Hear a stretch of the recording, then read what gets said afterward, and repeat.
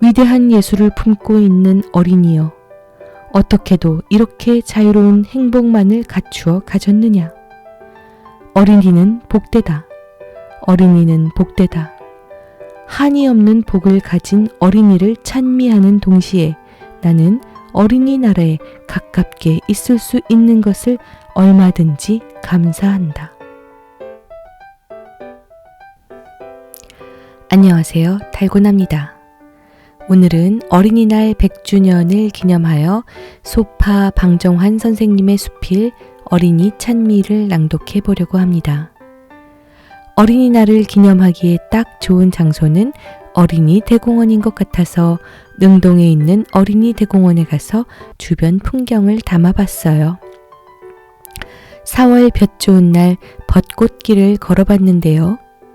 어린아이들과 함께 온 가족들이 무척이나 행복해 보였어요.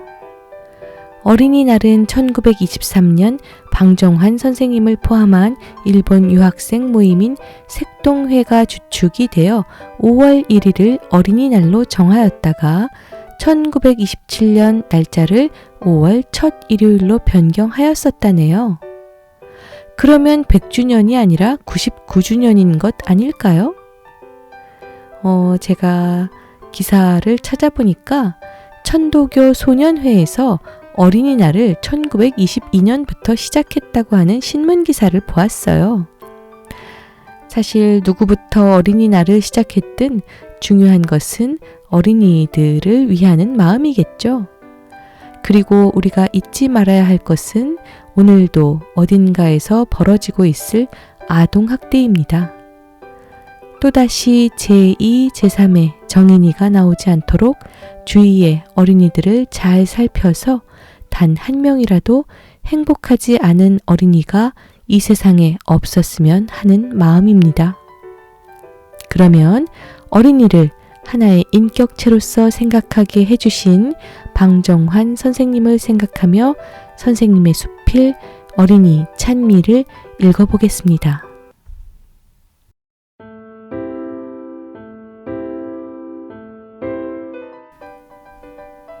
어린이가 잠을 잔다. 내 무릎 앞에 편안히 누워서 낮잠을 달게 자고 있다. 볕 좋은 첫여름 조용한 오후이다. 고요하다는 고요한 것을 모두 모아서 그중 고요한 것만을 골라 가진 것이 어린이의 자는 얼굴이다. 평화라는 평화 중에 그중 훌륭한 평화만을 골라 가진 것이 어린이의 자는 얼굴이다. 아니, 그래도 나는 이 고요한 자는 얼굴을 잘 말하지 못하였다. 이 세상에 고요하다는 고요한 것은 모두 이 얼굴에서 우러나는 것 같고, 이 세상에 평화라는 평화는 모두 이 얼굴에서 우러나는 듯 싶게 어린이의 잠자는 얼굴은 고요하고 평화롭다. 고운 나비의 날개, 비단결 같은 꽃잎. 아니, 이 세상에 곱고 보드랍다는 아무 것으로도 형용할 수 없이 보드랍고 고운 이 자는 얼굴을 들여다보라. 그 서늘한 두 눈을 가볍게 감고 이렇게 귀를 기울여야 들릴 만큼 가늘게 코를 골면서 편안히 잘 자는 이 좋은 얼굴을 들여다보라. 우리가 종래에 생각해오던 하느님의 얼굴을 여기서 발견하게 된다. 어느 구석에 먼지만큼이나 더러운 티가 있느냐? 어느 곳에 우리가 싫어할 것이 한 가지, 반 가지나 있느냐? 죄 많은 세상에 나서 죄를 모르고 더러운 세상에 나서 더러움을 모르고 부처보다도 예수보다도 하늘 뜻 그대로의 산 하느님이 아니고 무엇이랴. 아무 꾀도 갖지 않는다. 아무 획책도 모른다. 배고프면 먹을 것을 찾고 먹어서 부르면 웃고 즐긴다. 싫으면 찡그리고 아프면 울고 거기에 무슨 꾸밈이 있느냐. 시퍼런 칼을 들고 협박하여도 맞아서 아프기까지는 방글방글 웃으며 대하는 이가 이 넓은 세상에 오직 이 이가 있을 뿐이다. 오, 어린이는 지금 내 무릎 앞에서 잠을 잔다. 더할 수 없는 참됨과 더할 수 없는 착함과 더할 수 없는 아름다움을 갖추고 그 위에 게다가 또 위대한 창조의 힘까지 갖추어 가진 어린 하느님이 편안하게도 고요한 잠을 잔다. 옆에서 보는 사람의 마음속까지 생각이 다른 번잡한 것에 미칠 틈을 주지 않고 고결하게 순화시켜 준다. 사랑스럽고도 부드러운 위엄을 가지고 곱게 순화시켜 준다. 나는 지금 성당에 들어간 이상의 경건한 마음으로 모든 것을 잊어버리고 사랑스러운 하느님, 위엄뿐만의 무서운 하느님이 아니고 자는 얼굴에 예배하고 있다. 어린이는 복되다. 이때까지 모든 사람들은 하느님이 우리에게 복을 준다고 믿어왔다. 그 복을 많이 가져온 이가 어린이다. 그래, 그 한없이 많이 가지고 온 복을 우리에게도 나누어 준다. 어린이는 순 복덩어리다. 마른 잔디에 새 풀이 나고 나뭇가지에 새 움이 돋는다고 제일 먼저 기뻐 날뛰는 이도 어린이다. 봄이 왔다고 종달새와 함께 노래하는 이도 어린이고 꽃이 피었다고 나비와 함께 춤을 추는 이도 어린이다. 별을 보고 좋아하고 달을 보고 노래하는 것도 어린이요. 눈 온다고 기뻐 날뛰는 이도 어린이다. 산을 좋아하고 바다를 사랑하고 큰 자연의 모든 것을 골고루 좋아하고 진정으로 친애하는 이가 어린이요. 태양과 함께 춤추며 사는 이가 어린이다. 그들에게는 모든 것이 기쁨이요. 모든 것이 사랑이요. 또 모든 것이 친한 동무다. 자비와 평등과 박애와 환희와 행복과 이 세상 모든 아름다운 것만 한없이 많이 가지고 사는 이가 어린이다. 어린이의 살림, 그것 그대로가 하늘의 뜻이다. 자비와 평등과 박애와 환희와 행복과 이 세상 모든 아름다운 것만 한없이 많이 가지고 사는 이가 어린이다. 어린이의 살림 그것 그대로가 하늘의 뜻이다. 자비와 평등과 박애와 환희와 행복과 이 세상 모든 아름다운 것만 많이 가지고 사는 이가 어린이다. 어린이의 살림 그것 그대로가 하늘의 뜻이다. 우리에게 주는 하늘의 계시다. 어린이의 살림에 친근할 수 있는 사람, 어린이 살림을 자주 들여다볼 수 있는 사람, 배울 수 있는 사람은 그만큼 한 행복을 얻을 것이다. 어린이의 얼굴을 마주 대하고는 우리는 찡그리는 얼굴, 성낸 얼굴, 슬픈 얼굴을 못 짓게 된다. 아무리 성질이 곱지 못한 사람일지라도 어린이와 얼굴을 마주하고는 험상한 얼굴을 못 가질 것이다. 어린이와 마주 앉을 때 적어도 그 잠깐 동안은 모르는 중에 마음의 세례를 받고 평상시에 가져보지 못하는 미소를 띤 부드러운 좋은 얼굴을 갖게 된다. 잠깐 동안일 망정 그동안은 순화된다. 깨끗해진다. 어떻게든지 우리는 그동안 순화되는 동안을 자주 가지고 싶다. 하루라도 3000가지 마음, 지저분한 세상에서 우리의 맑고도 착하던 마음을 얼마나 쉽게 굽어 가리려고 하느냐. 그러나 때로 은방울을 흔들면서 참됨이 있으라고 일깨워주고 지시해주는 어린이의 소리와 행동은 우리에게 큰 구제의 길이 되는 것이다. 우리가 피곤한 몸으로 일에 절망하고 늘어질 때 어둠에 빛나는 광명의 빛같이 우리 가슴에 한 줄기 빛을 던지고 새로운 원기와 위안을 주는 것도 어린이뿐만이 가진 존귀한 힘이다. 어린이는 슬픔을 모른다. 근심을 모른다. 그리고 음울한 것을 싫어한다. 어느 때 보아도 유쾌하고 마음 편하게 논다. 아무 데를 건드려도 한없이 가진 기쁨과 행복이 쏟아져 나온다. 기쁨으로 살고 기쁨으로 놀고 기쁨으로 커간다. 뻗어나가는 힘, 뛰노는 생명의 힘, 그것이 어린이다. 온 인류의 진화와 향상도 여기 있는 것이다.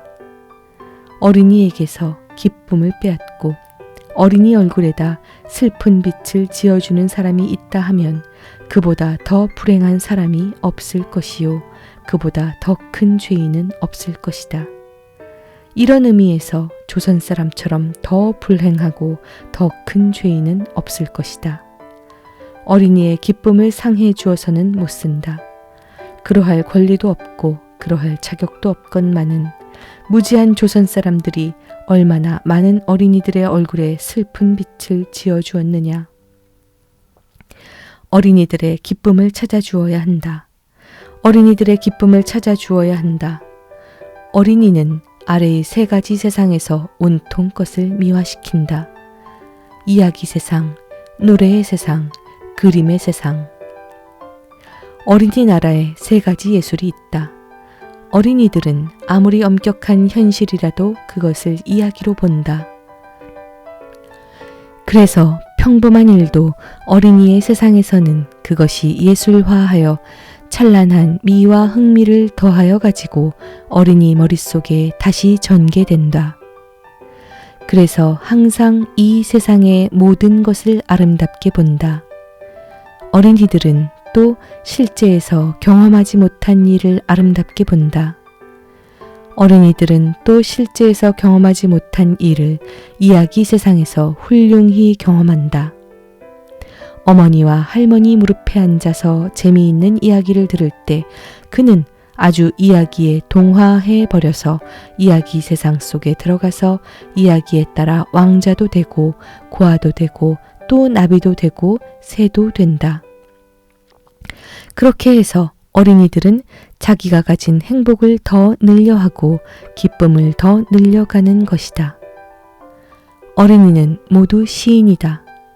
본 것, 느낀 것을 그대로 노래하는 시인이다. 고운 마음을 가지고 어여쁜 눈을 가지고 아름답게 보고 느낀 그것이 아름다운 말로 굴러나올 때 나오는 모두가 시가 되고 노래가 된다. 여름날 무성한 나무숲이 바람에 흔들리는 것을 보고 바람에 어머니가 아들을 보내어 나무를 흔든다 하는 것도 그래도 시요.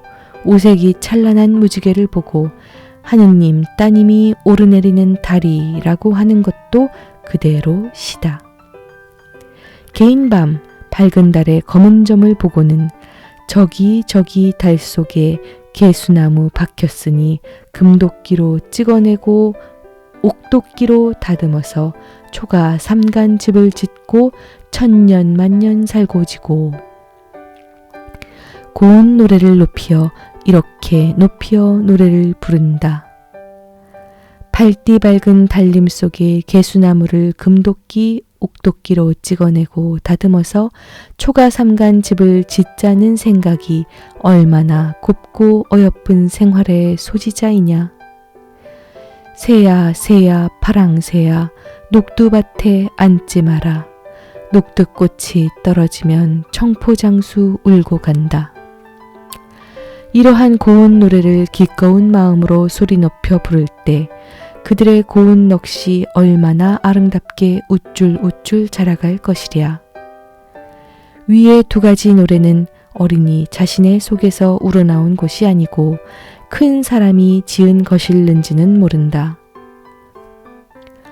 그러나 몇 해, 몇 십년 동안 어린이들의 나라에서 불러내려서 어린이의 것이 되어 내려온 거기에 그 노래에 스며진 어린이의 생각, 어린이의 살림, 어린이의 넋을 볼 수 있는 것이다.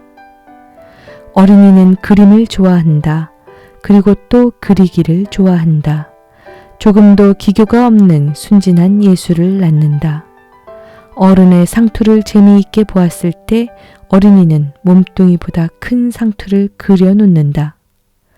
순사의 칼을 이상하게 보았을 때 어린이는 순사보다 더 큰 칼을 그려놓는다. 얼마나 솔직한 표현이냐, 얼마나 순진한 예술이냐. 지나간 해 여름이다. 서울 천도교당에서 6살 된 어린이에게 이 집 교당을 그려보라 한 일이 있었다. 어린이는 서슴지 않고 종이와 붓을 받아들더니 거침없이 네모 번듯한 사각 하나를 큼직하게 그려서 나에게 내밀었다. 얼마나 놀라운 일이냐. 그 어린 동무가 그 큰 집에 들어앉아서 그 집 보기를 크고 네모 번듯한 넓은 집이라고 밖에 더 달리 복잡하게 보지 아니한 것이었다. 얼마나 순진스럽고 솔직한 표현이냐. 거기에 아직 더럽혀지지 아니한 마침내는 큰 예술을 낳아놓을 무서운 참된 힘이 숨겨 있다고 나는 믿는다. 한 포기 풀을 그릴 때 어린 예술가는 연필을 잡고 거리낌 없이 쭉쭉 풀줄기를 그린다. 그러나 그 한 번에 쭉 내리 그은 그 선이 얼마나 복잡하고 묘하게 자상한 설명을 해주는지 모른다. 위대한 예술을 품고 있는 어린이여, 어떻게도 이렇게 자유로운 행복만을 갖추어 가졌느냐. 어린이는 복되다. 어린이는 복되다. 한이 없는 복을 가진 어린이를 찬미하는 동시에 나는 어린이나라에 가깝게 있을 수 있는 것을 얼마든지 감사한다.